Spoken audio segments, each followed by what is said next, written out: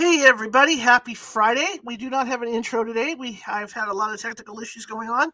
As you can see, I'm even sitting lower in the screen. That is because for some reason Firefox has taken it upon itself to not be able to read my webcam. So I had to come over here to Google to do it. And so we're filming off Google, and this will happen within the last 10 minutes. And Google has resized my screening for me. So as you can see, I look like I'm sinking in worse than usual, sinking into the ground. I don't have a lot of choice this show. It was this or do it on my cell phone, and it was too late to really make the switch over there. So if there's any computer experts out there that know about this stuff and can help me figure this out so I can get back on Firefox, I would really appreciate it. You can even see that the colors aren't quite as bright with Google. That's why I've never used Google for StreamYard. Anyway, my name is Charlotte. Welcome to my world. No, welcome. And it's Good Friday, start of Easter weekend. Glad to have you all here with us. My guest tonight is medium Nancy Matz, and we're going to be talking about children in the paranormal, which is something near and dear to my heart. I've worked over the years of with doing my cases, 18 years. I've run into a lot of children that have psychic abilities, and it's been an interesting. We've had to work with them close, and the parents too. Okay, if you're watching from Facebook today, and a lot of you are, and I keep sinking, Nancy, I'm doing my best to not sink. And if you're watching from Facebook and you're enjoying the fact that I'm sinking into the ground, no, I'm serious. Please follow if you haven't hit that follow button if you haven't done so already. Also, please be sure to leave us a thumbs up, happy face, smile if you like and hear what you see, or if you think I'm hilariously funny because I am sinking into the ground. That's okay too. Same thing with YouTube. If you go over to YouTube and check out our YouTube site, we do have 900 videos sitting over there. All of this show, I like to vary the topics. So I'm a journalist. That's why I'm a journalist, photojournalist. I like to vary those topics. So you're not going to get the same topics every night. You're going to see a variation, and some of those are even good regular news stories. Look at that. Grogu's covered up. Even Grogu's covered up today. And those are regular news stories, like murders and health stuff and things like that. I do cover those as well. In fact, we have one coming up next week on Lyme disease. That's a really interesting story. So yeah, and the same rules. Show me some thumbs up. Show me some likes. Show me some smiley faces. Also, chat in the chat room. Feel free to chat in the chat room. What that does, and that works for all the social media places. That puts us up higher, what they call the FYP. And the FYP is what the computers look at to see how we're doing as far as popularity and stuff. And the more interaction we get with you guys, the higher they're going to put us and distribute us out to more people. So if you could do that for us, that would be great. That's why my favorite slogan is, if you like the show, share it with 5 people. If you hated the show, share it with 5 of your enemies, because we're equal opportunity here and we're just trying to get the word out about our little show. I apologize for the people just coming in. For the fact that I'm sinking into the ground, I've had to make a quick change to Google because I was having technical issues with Firefox. So I had to come on over to Google today to do the show. Otherwise, I was going to do it on my cell phone, which would have been interesting. Doable, but interesting. I'm also the owner of the California Haunts Paranormal Investigation Team based out of Sacramento, California. We're 45 strong up and down the state, which means if you have a paranormal problem, or think you do, we can get to you. It might take us a while, but we can definitely get to you. And in the case that it does take us a while, we do have mediums like Nancy or Trish or Karen on staff that can phone you and talk to you about what may or may not be going on. And in most cases, they can settle down the energy for you until we can get out there. It usually doesn't take us more than 1 or 2 days. How to find us? Facebook, everywhere. Google California Haunts Paranormal Investigation Team. Google California Haunts Radio, and you'll find us. Okay, see, I got it all out. It's all done, and we're moving on.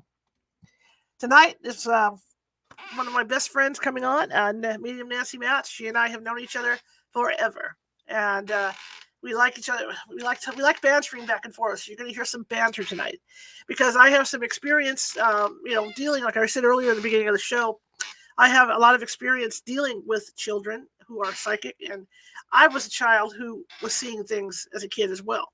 So that's what we're going to focus on today. It's kind of like that show that was on for a while, is Psychic Kids. We're going to be talking about not only psychic kids, but kids in general, because everybody is born with abilities. It's just at some point in our lives, we kind of get busy and we push them in the back, in the rear. Some people do, some don't, right? Because I know people that were psychic as kids and knew it, and they practiced all their life to see stuff. But there's also, those kids that don't do that, and then maybe later on in life it comes back. But for a kid, it could be, thank you, I see in the chat room, thank you so much. I see Roger Dodger in the chat room. Yay, the first chat room person today. So we're going to be talking about not necessarily psychic kids, but the paranormal and children in general today. Let me bring Nancy in, and let's get this show on the road, and let's hope everything holds up the way it's been going today. Yeah, okay. Not so good Friday for me. I'm fussing with my cat came in and he said, Mama, you don't have the heater on for me. And of course, his headset, like you, it's just always fussing. And of course, I shouldn't Well, have look to. at the backdrop. It's not even as crisp as it usually is. It's what? It's not as crisp. Is that from you or? That's from Google. When I use Google for StreamYard, it's not as crisp as it is with Firefox. I probably haven't noticed. That's still the same background as I. It's more dull. Forever. It's more dull. Look how short I am too. I'm shorter than usual. Usually I'm at least up here. And can you pull your? Remember, you have a lever on your chair. Can you pull yourself up? No, the chair's too old. It won't let me go up. Well, that's why it squeaks. Remember, I said it sits on its. So anyway, I'm going to have to. I'm going to try and fix Firefox this weekend to see what the hell is going on with it. But if I have to do this, then I'm going to have to make adjustments to the backdrop and everything. So. Yeah. Okay. Hello, everybody. Happy Easter. Passover. Happy Easter. Yes. On a happier note, Nancy's going to be doing some readings. Well, we don't know yet. No one's volunteered yet. I think everybody's out of town. I think everybody's doing their own thing. Unfortunately, I think everybody's going to be out of town tomorrow. So Nancy does have readings scheduled for 2 p.m. Pacific tomorrow. If you guys want to come over and have Nancy do a nice reading for you, we can do that. You can do it about anything you want. Ask her any questions. Check out the California Haunts Paranormal Investigation Team meetup page for that, and then sign up over there under events. Yeah. The other thing that's going on is at 6 p.m., I didn't think I was going to be able to do this, I'm going to be decorating a Easter gingerbread house. Tonight? We did. Tomorrow night. Yeah. We did this for Christmas. We did this for. We didn't do Halloween. That'll be next year.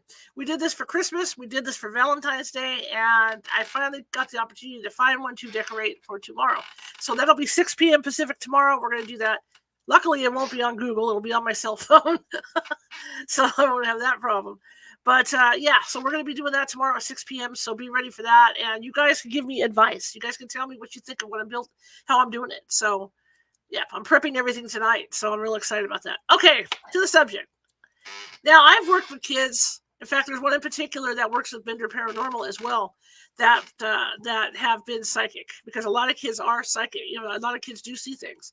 But then there's the kids that don't develop their skills. There's the kids that see stuff when they're little, and then they grow up, and sometimes the skills get put like way back in their memory. But let's talk about this. I mean, I had imaginary friends all my life when I was a kid. Oh, you did? All my life. I asked my mother, and she couldn't remember if I did, even though I saw my dead father. Yeah. It was limited to him. If there was other people, my mother never mentioned it. I was always talking to an imaginary friend, and my parents got so used to it they didn't even blink an eye. Right. It got besides to the point. Everybody else. When did your uncle pass away? Because I seem to pick him up a lot.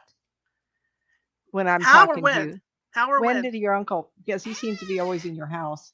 I must have been trying to figure it out. Maybe in my early 20s, I think. So you were not a child then. Okay. No. All I know is that I remember my mom and dad going down there to take care of business. And I had this Lego, and I had Marisa and I were here, and I had this one of the original Legos of the Apollo moon landing, and it was the Apollo's the spacecraft itself. But I was laughing because I think I must have been my 20s or 30s, because I looked at Marisa and I said, look, it's taking two of us to build this thing at our age. And there's probably some 10-year-old that could whip right through this thing. So I thought it was hilarious. And what was this about with the child? You being able to see spirits? Because my uncle was standing there laughing at me when I said it. That's why. Oh, okay. I could see him standing there. He thought the whole thing was funny with the Legos. And Marisa and I were shaking our heads because here we are adults and we couldn't even build this. We had to like double team to build this thing. Your uncle laughs at you a lot. He does. Chuckles behind the scene. I think he's really proud of you. You wouldn't be always around. He and I, and I'm not going to get into the stuff he used to do. No, but that's for a different platform, honey. Yeah, he and I have a similar disposition. We'll put it that way.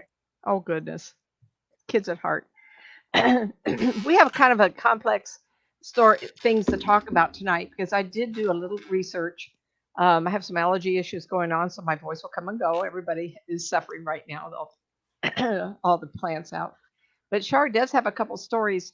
For myself, I did see my dead father, and then it went kind of quiet for a while. My mother really didn't care for it, and she discouraged me. But I was all the way into high school, and I had some really interesting, bizarre, but yet I need to preference. Hmm. We did not watch TV or go to movies where I could have been scared. Like I think 10-year-olds are seeing Scream and some of these awful slasher movies. So naturally, their predisposition is to say, "Oh, something's unknown to me. I'm going to be scared."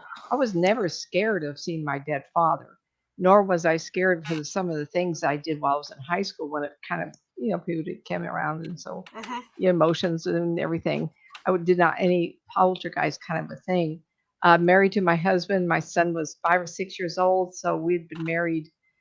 He was born in 73, so 676, 77. The gift came back, and I was picking up all Hmm. kinds of stuff. Hmm. And unfortunately, I think it contributed to some of my backing up for my husband. He went undercover, um, drugs and police work, Hmm. and he would come home with terrible energy spots and bands all around him, and he didn't feel good to me, and I didn't know how to take it, and it was kind of unfortunate. Jenny was, let's see, 10, so probably 1980. It was really full force, and but I was an adult. I wasn't scared, but I realized something was different with me because no one else could see or sense Hmm. what I was doing. I was an insurance supervisor a few years later, and until I did leave, and I would have to go to offices, and I really suffered because people didn't like me, or they didn't. I was you never supposed to be promoted within your own group, and I Hmm. was, and unfortunately, in those years, the office was little. There was two or three of us that were promoted within our own group, and I was one of those. Everybody said, "Oh, she's so cute. She can't possibly," it just felt awful. Cancer, divorce. I got into this. I understood, but I was a adult. Nowadays, these kids come and Char's going to. I have all kinds of information. We probably should hear Char's stories, and then I want to get into some things to help you understand symptoms and how we can help those kids. It's Hmm. not like a perfect of all kinds of problems, all kinds of fixes. Once you understand, you can address the child any different ways, Hmm. but it's simple, and we want to make it simple for you. In my life, like this, rarely do I talk to the children as much as I'll talk to adults. And I will tell the adult, isn't your child telling you about the dreams that he's having or she's having? Or isn't the child not wanting to talk to that kid over there? You understand what's happening? They go, and it's over the phone, me, I do remote stuff. And they go, oh, yeah, he is crying in his nighttime. All these symptoms are showing up and they had no idea. Children aren't sharing with the parents, by the way, these things are happening. And then you talk to someone like me, and I'm just going, oh, well, this child's doing this and this and this. And they go, oh, fudge, what do we do about it? Well, then I have to back them up and calm them down and say, oh, this is so normal. How wonderful you have a child with an ability. And they go, blah, blah, blah, blah, on the other end. Hmm. And I say, just, well, I'm going to go through some of those steps. I'd like Shar to talk about some of her experiences and then have her turn it over to me and I'll lay it out for you. So, those of you understand you can get a script of this. I'm going to list some shows and some things how to do. Otherwise, you can listen to it again and write these down. But I encourage you, I know you're driving, some of you, um, but I'm going to be giving some ideas out to have you understand what's going. Even at 1 or 2, 3-year old can have exhibiting, like a child looking at the ceiling. Like we Hmm. talk about our pets looking at open spaces. Well, what's that up there? They're looking, looking. Well, a child will do the same thing. And as soon as they're talking, you want to say, and what does that person look like? And who is it? Oh, you're smiling. That's really good. Oh, you're crying. That's not good. All right, Shar, start sharing, then turn it over to me, honey.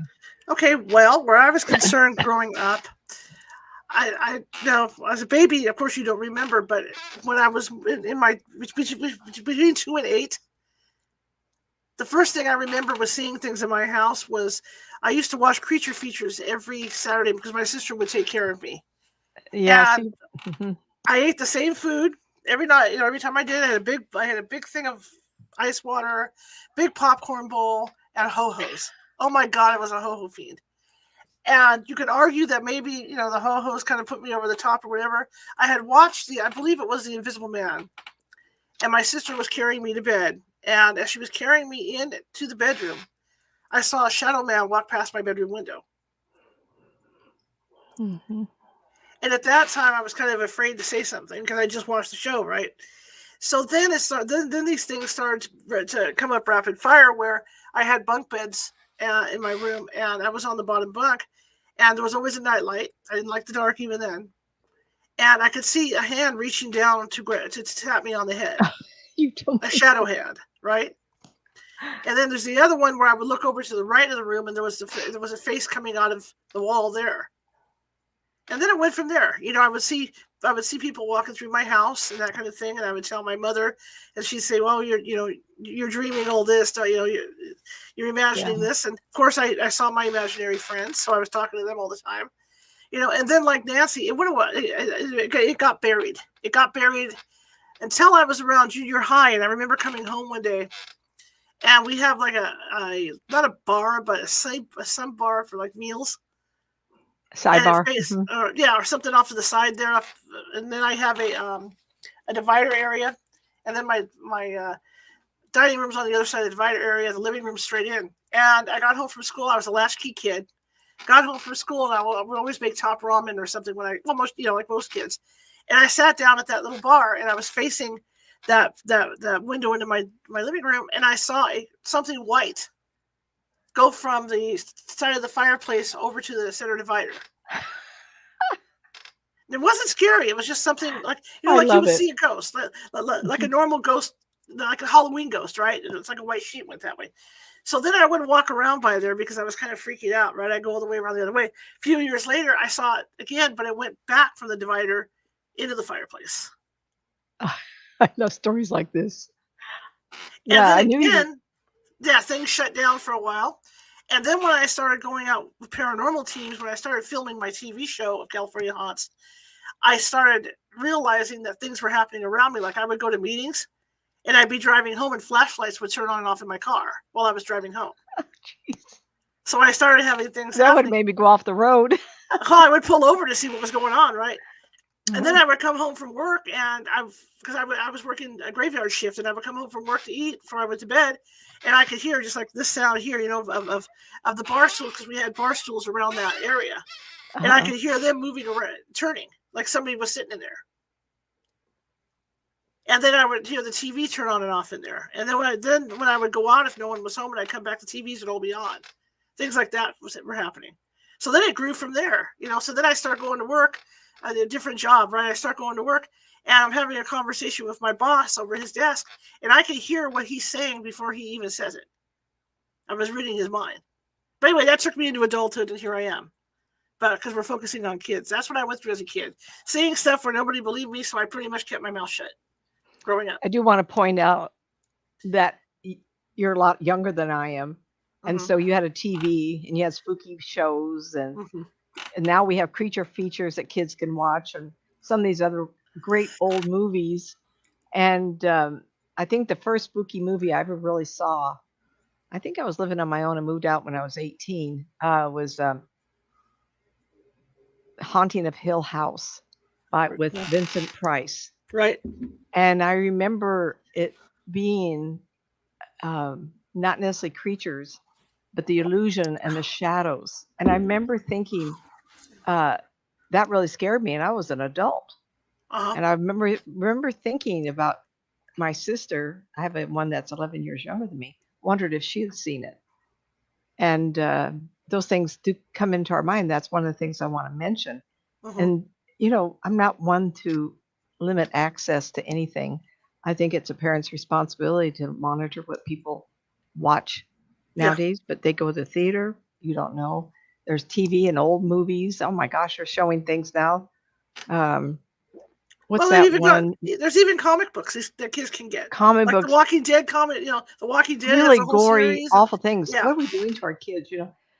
So the thing is, nowadays kids and I'm not going to be saying children shouldn't have phones, Hmm. but one of the governors said, "Look, give them a flip phone. Doesn't have to have access to the internet. When you get into the internet, the games that kids play now are so violent, but you can get on there and watch clips of movies and things that are going on that I really don't know, but I Hmm. feel like it could affect our psyche. And Hmm. once you do that, if you have a super sensitive, emotional, creative, vivid imagination child, they're going to create all kinds of things in your home, and you're going to go, holy smoke. And then poltergeist activity can happen if you have a family that's all gifted and they go out and see a slash movie, come home, everybody's fired up and scared. Any Hmm. little bump in the night is going to send everybody over the edge. There is no good fix. Hmm. I am all for tech. I am a tech junkie. I'm born in the wrong era. Maybe 100 years ago would have been a good, maybe my next life, right? I just love all this technology. Yet I don't use my phone to do anything but business. I don't watch movies, but I know that most people do nowadays, Hmm. which is, and I know you do too. You do a lot of activity on your phone. All my family does too. My children say, "Mom, come on now, get modern. You have so many other things you love playing with." But the phone is something to think about when you have children. Is at what age do you allow them to be scared? Right. I was channel surfing the other night. I'd like something in the background, and when I was growing up, I don't remember when they came out. Scooby Doo. When did that come out? Long time ago. It Um, was when I was. It was. long time ago, and something came up, and I watched it. It was Scooby Doo and the aliens and Scooby Doo, something else, and it was made. It was implying danger with these unusual critters and Hmm. creatures and everything. And I thought, if I was a 10-year-old, how would I be watching it? Would my mom and dad say it's too violent for me? Oh my gosh, some of the things I thought I grew up, not grew up, but I enjoyed something like that. Scooby Doo. Like I said, I didn't get a TV until I was 12. Really didn't watch it until I was in high school. And I was pretty bored with it. I did see I was in high school. It shows you how old I am. In '64, I did see the Beatles on Ed Sullivan. And I think that was the first year I ever watched TV. And like I said, it's a different era. And nowadays, everybody lives by it. Oh, Um, talking about going back in time, and I didn't okay. know this until a couple months ago. The actress Hedy Lamarr, right? There's an Oh, yeah. actress. She Yes. invented Wi-Fi, Yeah. Mhm. literally. I mean, can you imagine that? That was back in the 20s and 30s. That woman had enough. 40s. 40s. Okay, 40s. good Yeah. It correction. was during the war. Yeah, And read all she this did stuff. a lot. Hmm. She has 30 or someone look it up, Roger, in there. I think that was his name. She has a lot of patents that never really gave her credit. She was brilliant. I I'm read here. up on her. It wasn't a whole book, but I read quite a bit I'm about her. looking. You know, when we Very talk fun. about kids with abilities, and I've been on investigations. There's one in particular that I'm not close to anymore because another team had taken over helping her out. A psychic that had better abilities than I did. But I remember going on this investigation with her, and Trish couldn't make it, so I didn't have a psychic of record on the investigation. Hmm. And I used the little girl, and she couldn't have been more than 8 years old, and she was She was spot eight on. years old helping you on an investigation. Yeah, she was spot on. Ooh. It was her house. Oh, okay. We'd gone to investigate. That's why. I would So scold no, you. no, no, no, no. It was her house, but she was spot on. Uh-huh. It was incredible to see how much ability this little girl had. I also had one that the ghost would come and take her pacifier. She was in a crib. The ghost would come and Oh, remove her pacifier, and she ended up screaming because she would see this ghost, and the parents yeah. couldn't see the ghost, but yet the kid would be pointing at the person in the Absolutely. corner. I love these stories because it's true. Hmm. Children go, "Oh, who are you?" And like I said, I've had a lot of families talk to me about it. The one thing before I start talking about what I've typed up here Go ahead. is I want to remind people, this is my belief. Please don't send us hate mail. I do believe that spirits and ghosts are just human beings. Hmm. They are human beings. And if they are unhappy in their life, they're going to be unhappy in spirit. And Hmm. those spirits can't rationalize, can't fix their life. And sometimes they turn into Hmm. ghosts. Sometimes those ghosts can go insane. And if you're unlucky enough to have one in your home in your area, oh, by the way, did you get the typed up of the house investigation that I sent you with email? Yes, I did. Thank you. There was It took something me a in, while. yeah, there was something about that house that, and I thought to myself, they don't know what I can see here. And there Hmm. was a part of that wall going out. I'm not going to say on the air because I don't know if they're watching. Hmm. That if a child were to go back there, they'd be seeing what I'm seeing if they're, and it was unsightly, but they were insane, this group of people. And Okay. so even every area that we live, there's always been some sort of violence. I moved down from Yreka, Yreka, actually a little community outside called Hornbrook. And we lived on a mountain called Black Mountain. And my husband runs over to me. I converted the garage to my office. Talk about the cum de la, 440 square feet of office. He runs out and he says, "Oh my God, I just saw a girl." When he married me, he wasn't into it. But after 21 years, you're going to start seeing a lot of stuff and you Hmm. get used to it. He says, "Oh, it's a little girl." And I go, "Oh, and I paid attention the next couple of days. I did see her also. It was like she roamed around and she was evidently looking. And we started really looking into it, and there had been a massacre. Highway 5 going up Siskiyou Mountain Range before the crest.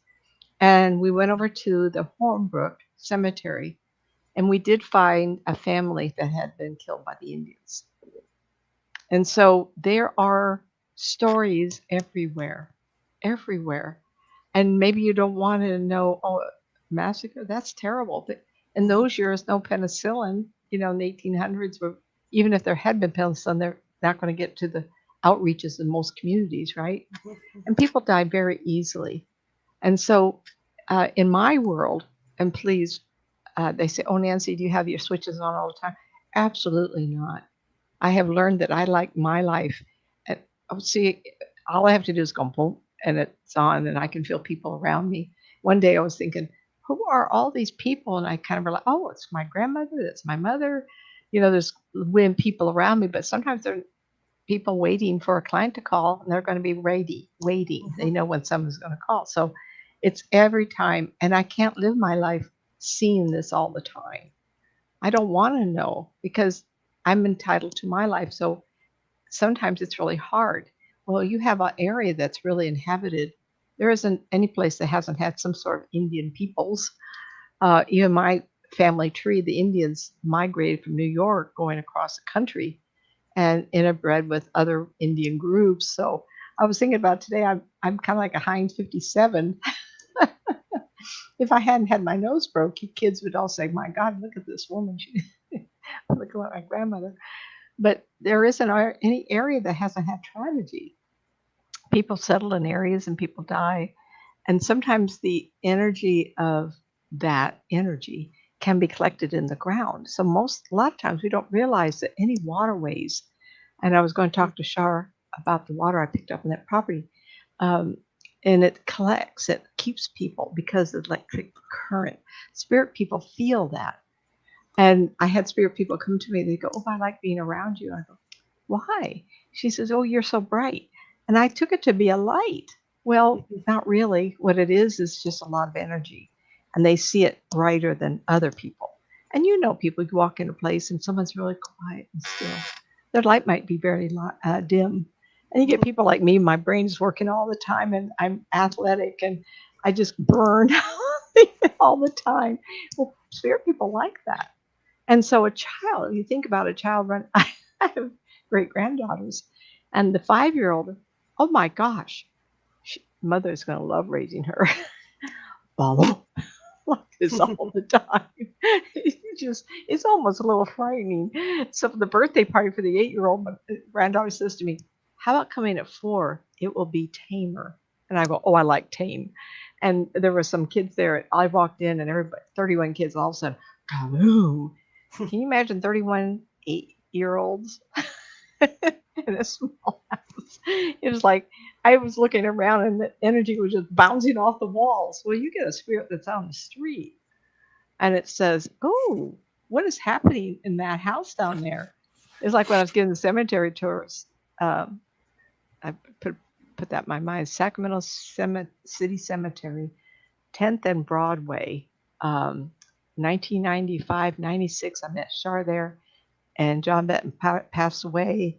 And I think the last year I did was 2001. Is that right, Shar? Yeah. Anyway, I would give tours, and there'd be some spirit people hanging around, but they weren't the ones buried. Not all, just very few stayed with the graves. And before it was over, double and triple the number of spirit people. I'd look around and go, my God, look how many people are here. And it was because they could sense the energy. Oh, look at there. So let's back up and talk about individuals. I would like, Shar, can I go ahead and talk a little bit here on this? Because I want to address a child's life force is wonderful and pure and clean, and it's exuberant and it's exciting. The little bright-eyed, bushy-tailed, like I love life. Most of them. Maybe you have a child that's ill. I'm not talking about everybody, but most of them. My 5-year-old great-granddaughter, like I said, she's like a fire. In the instant you're doing that, and she'll just scream and you jump off the couch or something. It's like she's so cute. Um, how many people have you seen the videos of an infant getting pat on the head from a deceased family member? That happens a lot. In fact, I'm not sure it was you. I think it was Bridget on the East Coast called me up with a family that had a 2-story house, and they had a child that was getting a lot of attention. And there had been a taller lady with a dark. I remember more about the spirit people than I do about the story. But I remember the child, and I remember this really tall, elegant-looking lady. I don't know her role today, but I remember her dark outfit. I'm like, oh, that's odd looking, almost like she was a nurse or something. And she was going to be responsible for this child. No one's going to get around it. And the people in the family would pick up things being thrown and this and that. And this nanny was just in charge. And I said, well, she's just taking care of the baby. I thought that wasn't you, Shar, right? That No. I didn't you send me that. Okay, that's Bridget Harrison on the East Coast. And she and I partnered up for a couple of years with George Lopez. But anyway, and that happens a lot. And so you're going to see videos on YouTube of spirits walking through the baby's room. Very, very common, especially if it's a deceased parent. And I want to give credit to people, and I saw this, typed it up. Children with psychic abilities. There's 2 or 3, 4 sites.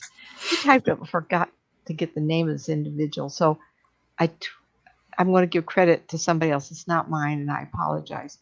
And it's and she writes, my granddaughter used to say, I love you like I did before, Nana, when you were my mommy. She said it a few times when she was between 2 and 4 years old.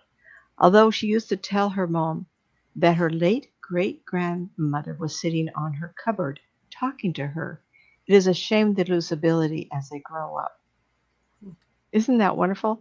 So why did I say, before near reincarnation? It's that grandma was sitting on the cupboard. And I have found that children, particularly ones who talk about past life, are super psychic, and they'll see all kinds of things.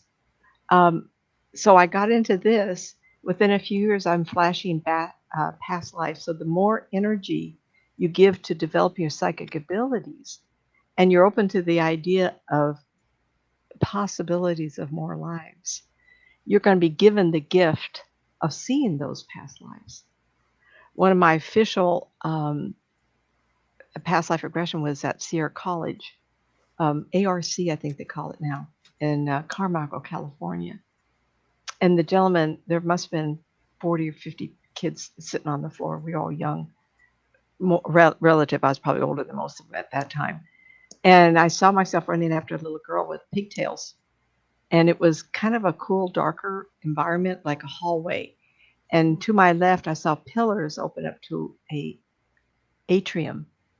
And I was a little girl, and I was going to get this little girl. I was just running.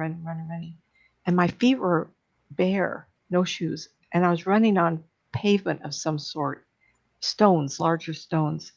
And it seemed like it was a long time ago, like it wasn't modern at all. And my feet were cold.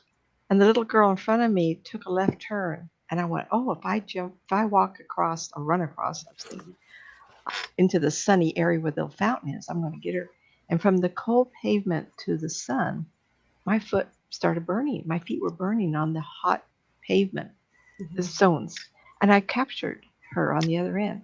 Well, my best friend from high school that we met at 13, I got to re-interview her. Um, I started telling her about this experience I had. It was in 1999 or something. Oh, I started. She says, "Oh, wait a minute. Let me tell you. When I was a child, I would start having this dream, and it showed up every 4, 5, 6 years." And she said, I'm not sure, but she made me think around 10. And here is a 10-year-old getting dreams of past life. And she says, all my life I've been dreaming this dream. I go, what? Tell me what it is. She says, well, I've stolen my cousin's bread, and she sees me doing this. And I take off and I run down a hallway, and I know she's chasing me. And I see a turn in the hall, and I take a left. And then she sees me doing that, and she runs across the atrium, an open area, and she tackles me on the other side. Excuse me? How old were you? I was just a child. And I never knew what that meant. And all of a sudden, here we are, 45 years old. And you're telling me this is a past life regression you just had? She says, how do we think about that? And I says, I don't know. How can we have the same vision? I saw a comment on a young man, and he was really shot down. He says, I don't believe in reincarnation.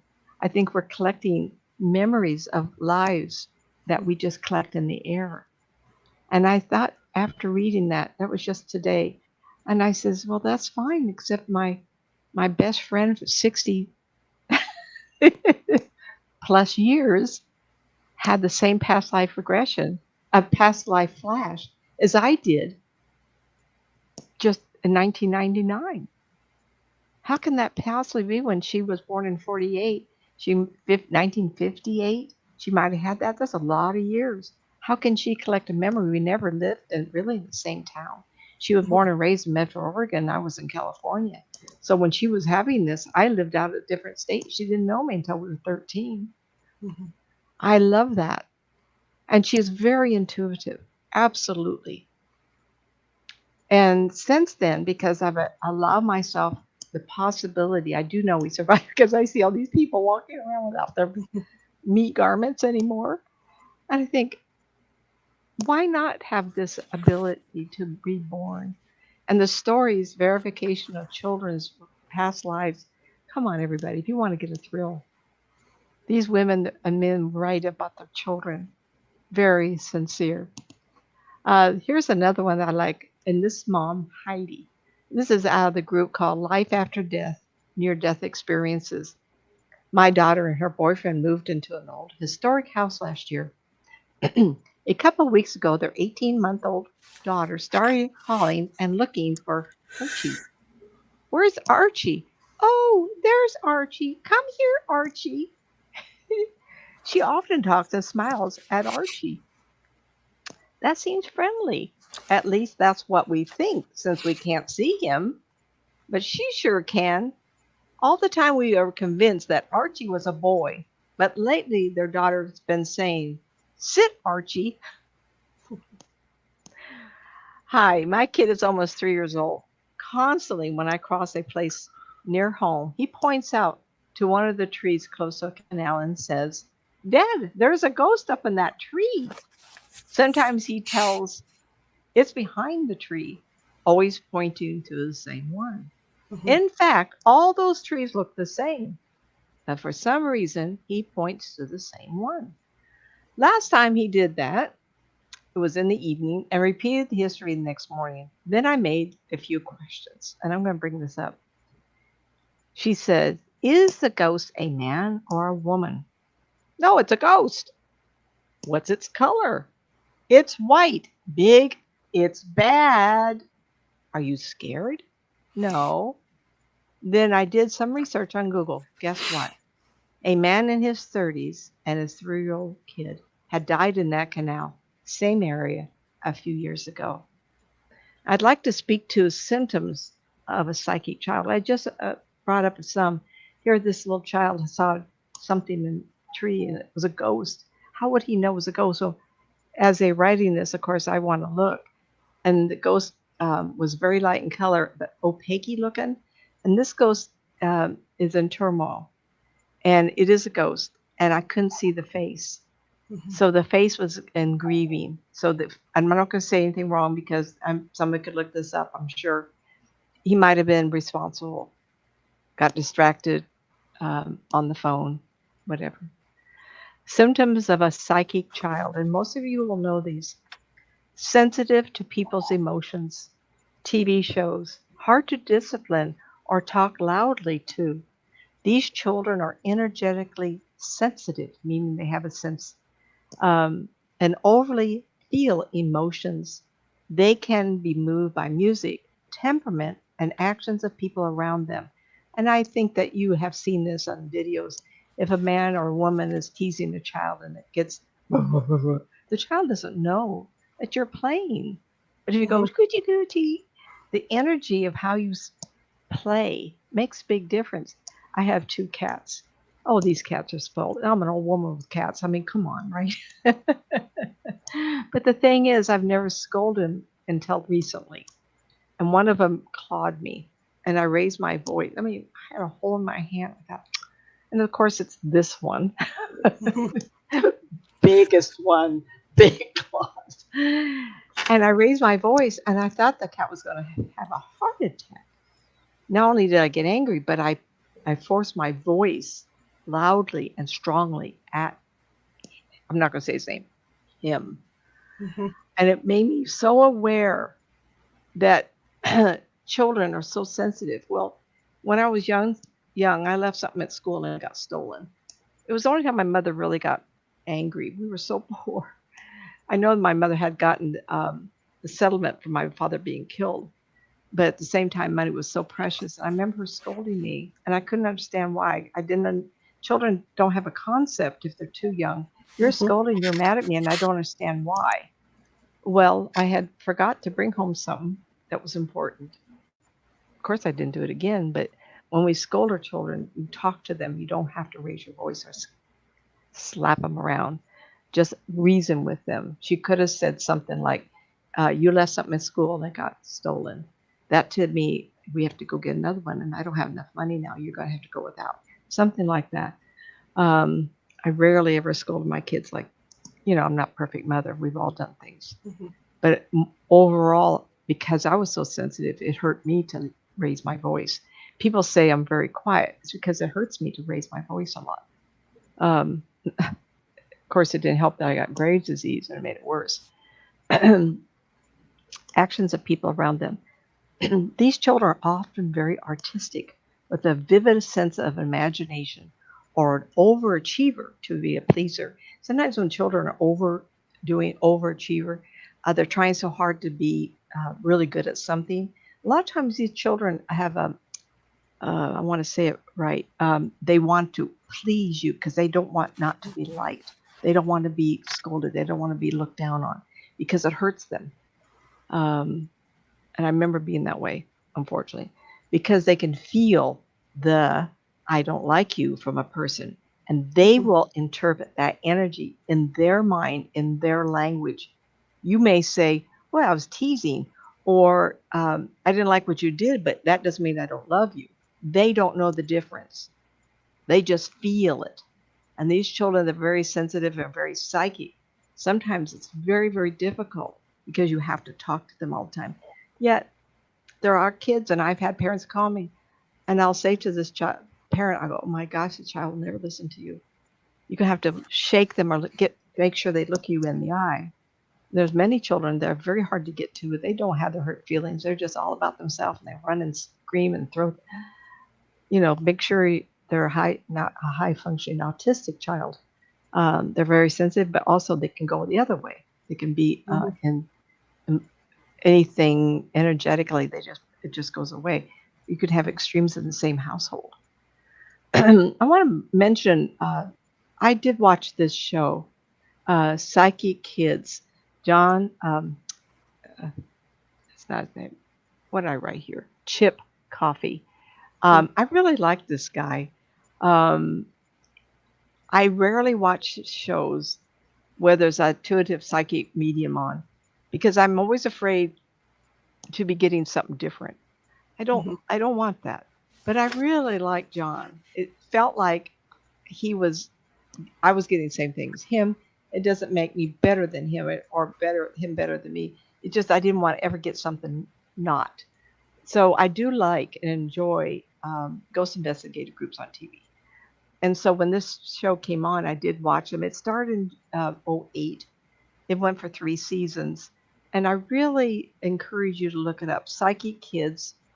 And then in '07 or start date was 2010, Psychic Kids, Children of the Paranormal. Both of these were exceptionally really good.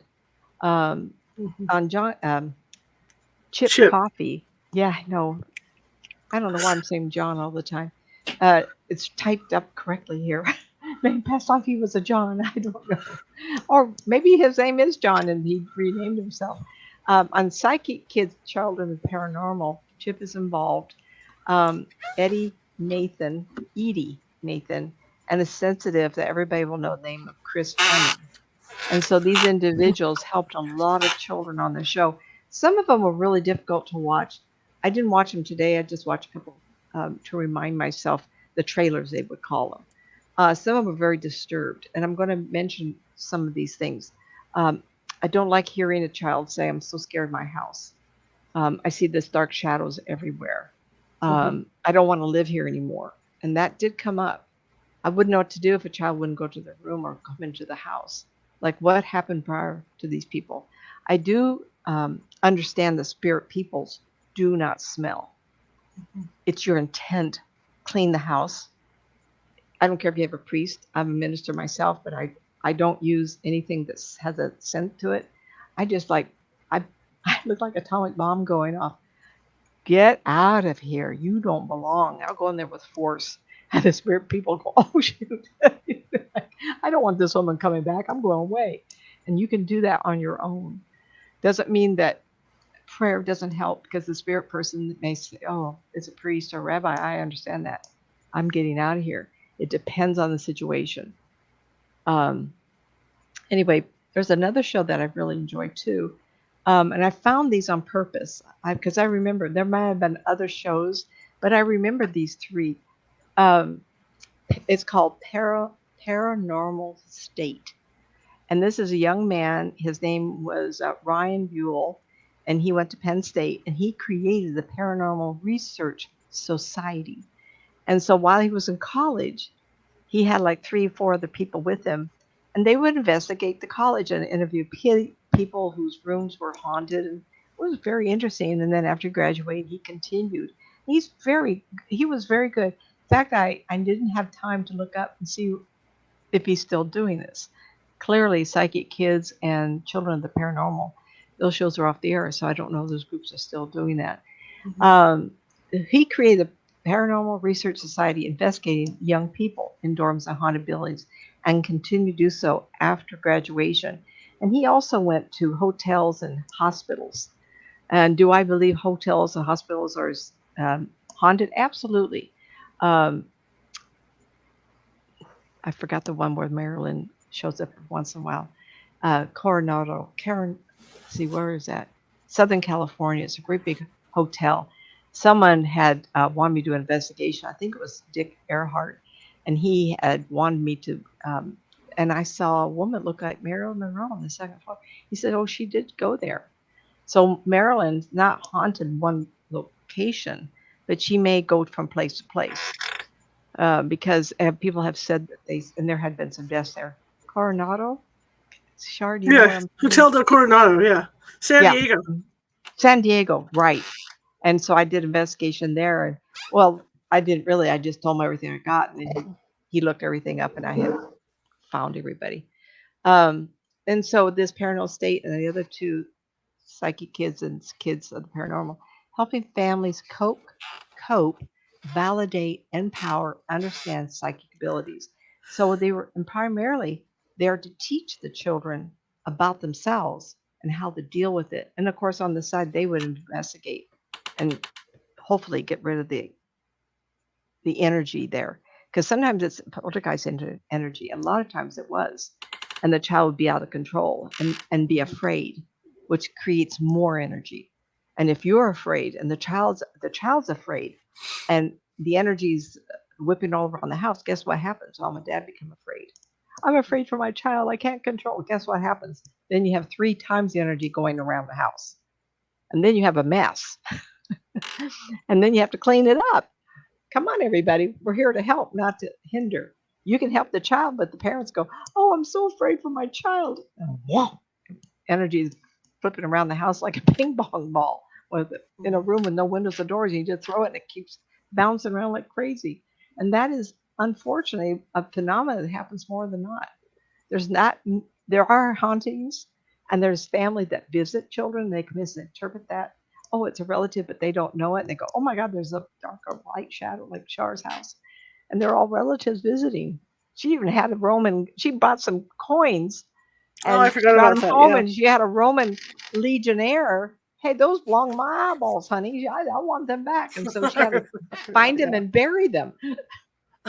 But she didn't do it in fear. No. I mean, the story of each of these spirit people have to be investigated to see if there's any story. But so I want to address this. Children seeing spirits and ghosts, suffering with too much spiritual energy, causing headaches, dreams. You can have dreams of ghosts. They can enter your space and make you think of them at night. Being scared by ghosts, causing direct or indirectly an injury, like falling down the stairs. This has happened. I've seen this happen. Not the TV series Ghosts, but a child being scared, people being scared on the staircase. I don't know why, but over these 33 years, you'd be number of people on stairs seeing ghosts and spirits. Amazing. I, like I said, don't know. Maybe it's all the children that run up and down stairs and it collects energy and likes it. I have no idea, but if you have children and scared of a ghost, make sure that when you go up and downstairs until it's fixed, be calm. Don't let the child just scream and run upstairs because it could be us. I was going to say assaulted. That's not the right word because the spirit will go, "Oh, you're going to give me some of your life force," and the child goes, "Blah, blah, blah, blah." Old people like us don't bounce so well, but children do. Anyway, can directly or indirectly cause an injury, like I said, falling downstairs, or to fall them to an unsafe area. If you have a spirit that's been there a long time and they are used to the property, if you have a barn or you have a well or anything, maybe they fell down a well, and they say, "I really need some help getting out of this well." And they can direct to the child because the child's energy is so giving. "Can you help me? Follow me here." And without realizing, he can direct you to the forest, the well, the barn, the building, the shed that's kind of like too old to stand up on its own anymore. So you have to kind of fix the property up so it is safe. And then if there is a spirit there, of course, I'm not telling you to fix your property up. But if you move to somewhere, make sure the child knows that that's off bounds. Even if a spirit tells them to go, it's okay. It's not okay. Children are so innocent. One thing that I want to address is children will talk to other children. They may not tell you everything, but they're going to go to school and say, "I saw a ghost." Well, you don't know that's a good thing for the child because the bullying that can happen on the heels of that is very difficult. If you have things going on in the house, say, "This is our family and this is our story, and we're going to help you understand this is okay." But other families don't believe in this or don't understand our story. You have to make sure that they understand this is a family story. Our lives are full of stories. And right now you're 8, 10, 12 years old, and this is our story to enjoy. We have a spirit. We have a person living with us. They had their whole life and they decided to come visit us. You have to make it understandable. And I'm a real advocate of not trying to scare somebody as much as to understand them. If that then spirit says, "Well, I want some action," and they start stirring at the pot, you say, to your child, "Well, we allow this person to live with us, but now they're being bad people. They want us to yell and scream and give them more energy. So we're going to uninvite them. You want to do that with me?" And so you have to talk to the child, make them understand this is our story and we're going to deal with it. And if you don't like that person, we'll uninvite them. If you feel them around, you tell them to go away. They don't belong in our house. My name is there. I can't see me. doing this.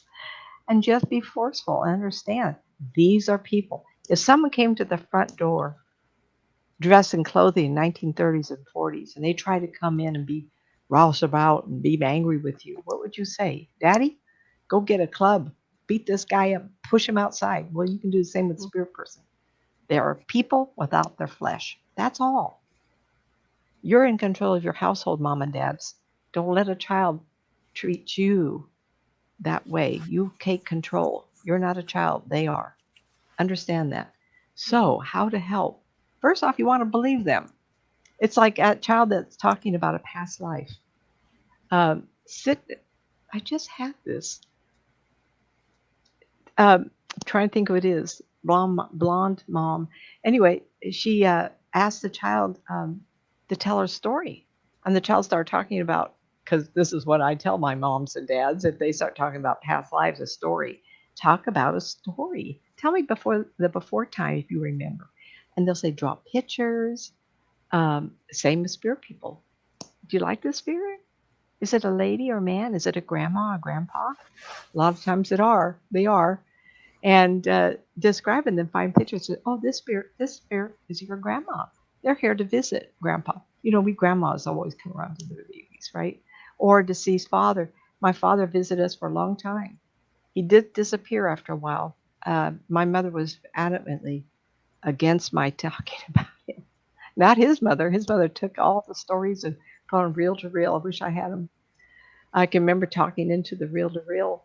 My grandmother would say, what Daddy tell you now? Because this was her son. And I would say, oh, Daddy visited last night. Duh. I saw no problem with that at all.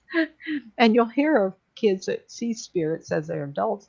It starts really strong and about 5 or 6 years old. They've been talking to him for a while, but I was 6 when he died. And he did visit us. Believe them. Ask to describe or draw pictures.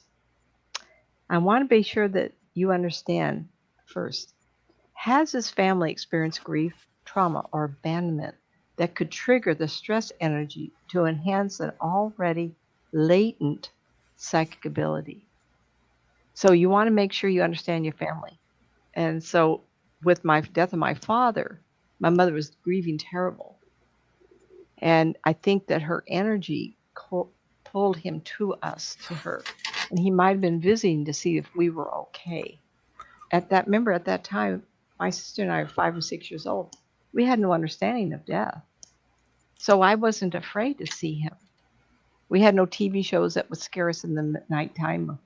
People yelling and screaming or people getting shot on the streets and TV. We didn't see any of that. So it was all natural. Okay. But if you've had trauma, a lot of death or something like that, abandonment issues. And I mentioned this earlier, if you have a lot of that child drama and you're expressing a lot of energy, the child could see that as a spirit also, and it could scare them. It's going to be really hard if you're grieving to pull that in, but around a child, be calm. And sometimes I'll say to my clients, envision a pond at night. This is one of my favorite meditatives. If I'm wound up, I'll envision myself sitting on the edge of a pond. And it's dark, it's night. The moon is shining, and it's illuminating just the top where the moon would sit on the reflection. And I'm watching that, and there's a little ripple from a little fish or something, and it just ripples, and it kind of goes like this, like a wave. And I watch that, and it just calms me right down. It's amazing. So you can create any kind of environment. Make it a swimming pool, and you're on a raft. You're just in the sun, and it's just beating on you. Calm down. And it's exhausting to be in grief, and it's exhausting to be in trauma. It's exhausting to be under stress. And sometimes we have to monitor that, and it's called mindfulness. The other day I was talking to a lady, and I said, I want to give you that word, mindfulness. And the minute you say that to yourself, am I mindful of what's happening to me? Just take your breath real down. Take your breath down. Breathe. Not 3 times, but 4. 3 times works. 4th time, you have to concentrate. Whatever is stressing you out, you cannot think of it. The 4th breath, you're looking at how am I breathing in and how am I breathing out. And why am I not, am I scolding you? No, not at all. But I would like these tools to be secondhand. And the best way on all these things, my husband, first husband, the father of the kids, he was an undercover um, illegal, let's see, drugs, illegal medical devices, and fraudulent doctors, something like that. And he was under tremendous stress. And I wish he would have been mindful of his energy, because as he would come home, we would know how angry he would be coming into the house by the way he closed the car door. It was terrible. He did get out of it eventually, but our police peoples are under so much stress, and fire people and emergency peoples. We got to give them credit, but we also need to say to them, mindful of who you are, because around innocent people, they can suffer like you can. And it's hard because in those years we didn't know any different. What a terrible job. Um, okay, so I want to go up here.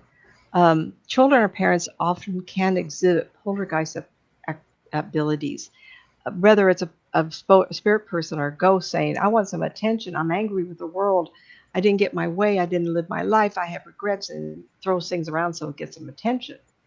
Or like I said earlier, if the child's under stress or the parent is, and it's a catchy kind of situation. If a child that's seeing spirits and or thinks they are, and mom gets all because moms want to take care of them, we can't, and they get all stressed out. The first thing you know, daddy's home, and everybody's all throwing the injury around. We can see that as poltergeist, not necessarily a poltergeist individual, but the poltergeist of the energy out of control. Ask what type of feeling they are experiencing. Is it, if bad, ask if this feeling, this is difficult, so listen here. Ask what type of feeling they are experiencing to a child. Now, if bad, ask if this feeling is something they have felt before, from someone they know, or the TV, and why do you think it's bad? Have them try to explain it to you. It's going to be hard for them to understand that. But if they see a show and they think, oh, that's a bad man, they're going to feel that. Or if they go shopping, or if they go to the mall, or you go to a restaurant, or you go to school and there's a teacher angry, or another kid that's angry. Do you see kids at school and they get angry and they throw things around? Is that what this feeling is that you get when you go in your room and you don't know what it is? If that person feels like that, help them identify it. And say something like, why do you think they're mad? Well, they're just mad. Well, have you ever been mad? Yeah. Why would you be mad, and how did you get over it? Make them understand that spirit people, ghost people, have the right to get mad also, but not at you. It's very important to understand that. Do they recognize spirits or ghosts who seems friendly? Can they recognize this person as a grandma or a grandpa or someone who's smiling? I'm so glad to meet you. There was a couple of movies on not too long ago about a little girl seeing a man in the backyard, and she would be out there on her bicycle or something, and he would hold on to the seat so she wouldn't fall over. And he was a very nice man, and she'd go out in the swing, and he'd be out there.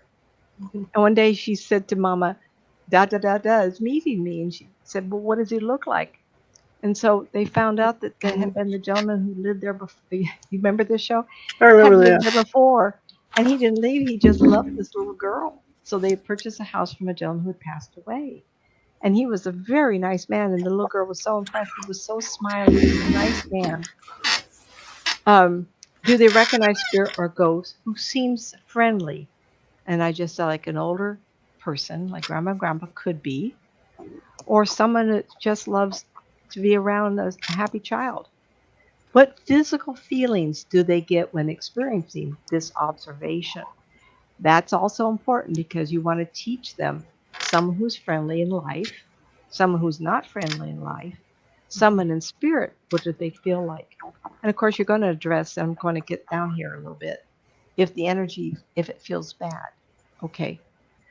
I want you at this time to give thought to your family religious background.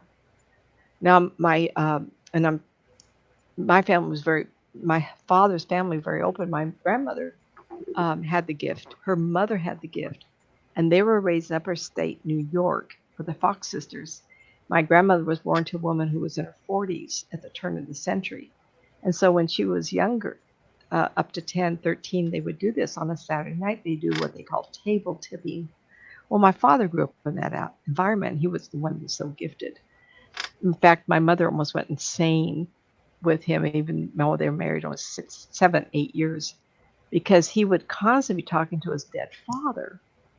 And she'd yell, "Who are you talking to?" She used to tell me. And he'd say, "I'm talking to my dad." And she'd go, "Oh." Well, then it got to where he would talk to his mother, and she didn't live with them. She lived across town.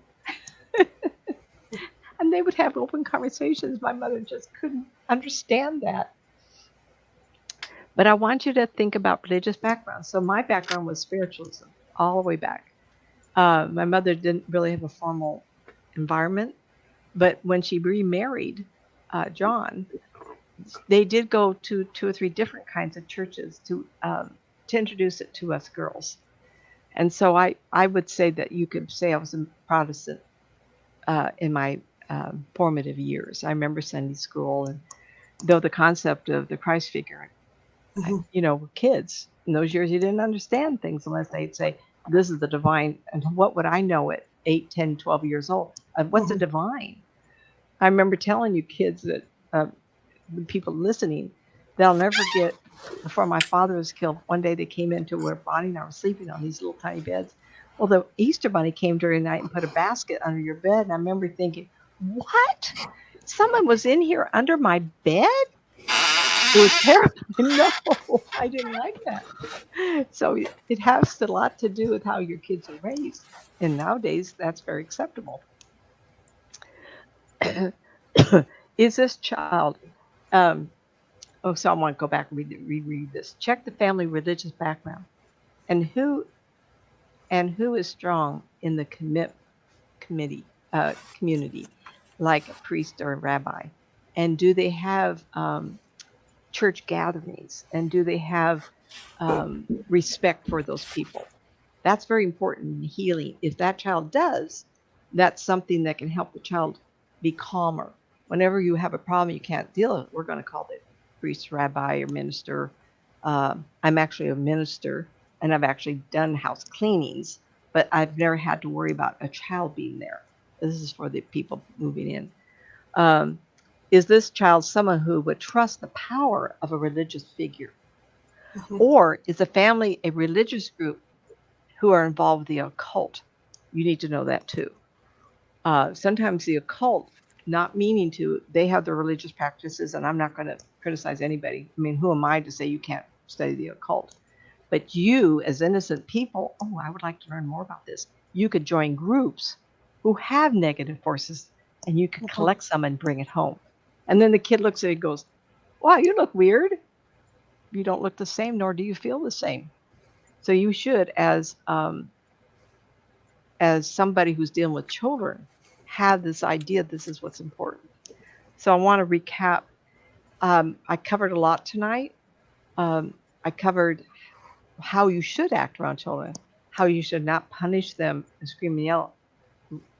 Yes, I know some children. Someone saying, "Well, I was a kid and someone got a willow branch." Well, I know practices are different. I do believe in punishment, but I believe that you need to explain it why. If you start wailing into somebody, it's scarring forever. Communication, draw pictures. You don't know if it's a past life or someone in the present that's bothering you as a child. And always keep everything. And then as an adult, you could share with your child what you learned and how gifted they were. Don't make it a fearful thing. Make it amazing. Because once people realize that we coexist with people who pass over the veil. I told Shar, and I've told people before, I had stage 3.5 breast cancer at 39. I was looking at death. But I've had 2 other experiences since then that I came within hours of a fatal heart attack because of low potassium. And there was something else, and I thought high blood pressure. And, when you get close, but now, all those years I've been talking to spirit people. We do not just go to the grave. We don't. we go on. And for the spirit people that are emotionally healthy, it's wonderful. It's wonderful to give stories and messages to the deceased, from the deceased to the living, when I can talk to them. It's wonderful. So you want to get your children aware that this is a gift to be able to talk to them. It's not a punishment to them or to you. And if they're so inclined, how wonderful. That TV show, such a cute little couple. And she would see spirit people and help resolve their issues. I watched the show a few times, and she was a dark-haired, wore a lot of eyelashes. She's on one of those 911 shows now. I know most of you would remember.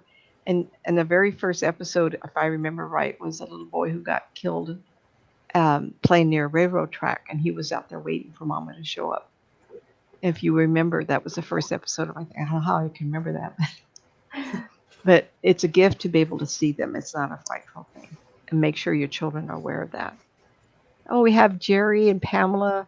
Roger, hello. Marissa, Judith. Hello, Judith. Nice seeing you, honey. Yeah, it's kind of fun. I can't read the chat room. I got to go back to what I hear. So that's, I ran over just a few minutes. So Okay. I hope everybody got something from me tonight on this. It did. It was very interesting. Very interesting. Let me do a quick change of schedule next week. Nancy will be back on Tuesday.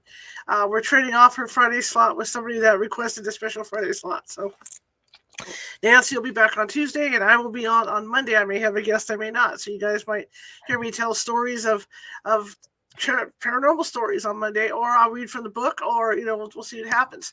But come tomorrow, remember 6 p.m. Pacific, I will be in the other studio building a gingerbread house for Easter. And if you're interested in getting a reading tomorrow, Nancy will be available at 2 p.m. Pacific. You have to sign up over at the California Haunts Paranormal Investigation Team meetup for that, and then look under events and just Google down, roll it down, and you'll see. I think you say Google, and you'll see that. So that's what's coming up. That? Okay. Repeat that one more time. You froze up, and I think. Oh. Give it one more shot. The other thing is get new internet before I put my fist through it. Nancy will be doing readings tomorrow at 2 p.m. Pacific. They're readings for the spring. Spring is a time of renewal and reinvention, but it doesn't even have to be about that. It could be whatever you want a reading on. Okay, but that's at 2 p.m. Pacific tomorrow. Go to the California Haunts Paranormal Investigation Team meetup and go to events, and then slide things down so you can find it. Just keep rolling down and you'll find it, because there's a lot of going. So they have to go to meetup.com to sign up? To sign up for that. All right. Well, Can they not get hold of you directly? No. Okay. Yeah, it has to be through That's meetup. the part I thought. I better. That's meetup. Yeah, it's all a meetup thing.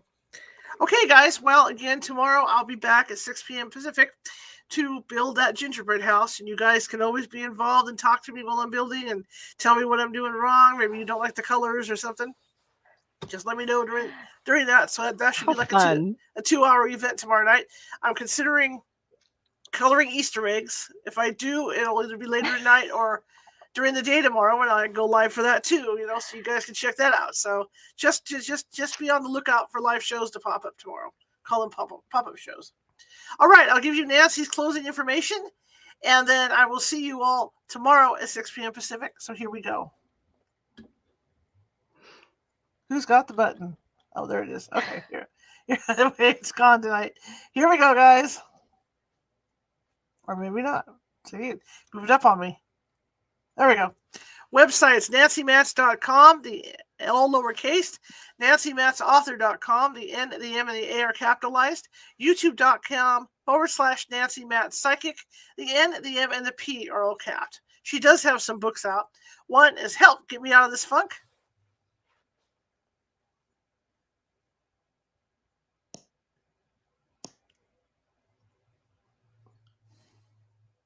Two Worlds, Developing Your Psychic Skills.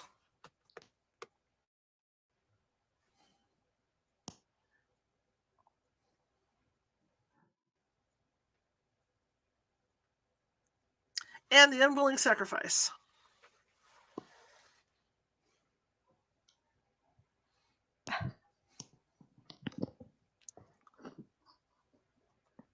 And of course, you can get those at Amazon.